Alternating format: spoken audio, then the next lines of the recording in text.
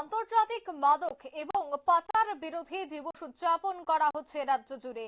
সচেতনতা বাড়াতে বিভিন্ন কর্মসূচিও পালন করা হচ্ছে। অবৈধ পাচার বিরোধী দিবস উপলক্ষে আমবাসা টাউন হলে আয়োজিত এক সচেতনতামূলক অনুষ্ঠান। ধলাই জেলায় মানসিক স্বাস্থ্য প্রোগ্রাম এবং জেলা স্বাস্থ্য এবং পরিবার কল্যাণ দপ্তরের উদ্যোগে আয়োজিত হয় এই অনুষ্ঠান। প্রদীপ প্রজ্বলনের মধ্য দিয়ে অনুষ্ঠানের উদ্বোধন করেন উদ্বোধক ধলাই জেলার জেলা সভাপতি সুস্মিতা দাস। অন্যান্য অতিথিদের মধ্যে উপস্থিত ছিলেন ৪৭ আমবাসা বিধানসভার বিধায়ক চিত্তরঞ্জন দেববর্মা, ধলাই জেলার পুলিশ সুপার মিহির লাল দাস, জেলার মুখ্য স্বাস্থ্য আধিকারিক চিকিৎসক অ্যাপোলো কলই। অন্যদিকে ধলাই জেলার হাসপাতালের মেডিকেল সুপার ডক্টর বিধান ভৌমিক সহ অন্যান্যরা। এছাড়াও এদিন অনুষ্ঠানে বিভিন্ন বিদ্যালয় থেকে ছাত্রছাত্রীরা উপস্থিত ছিলেন। বক্তব্য রাখতে গিয়ে উপস্থিত অতিথিগণ কি বলছেন ড্রাগসের কুফল নিয়ে শোনাবো।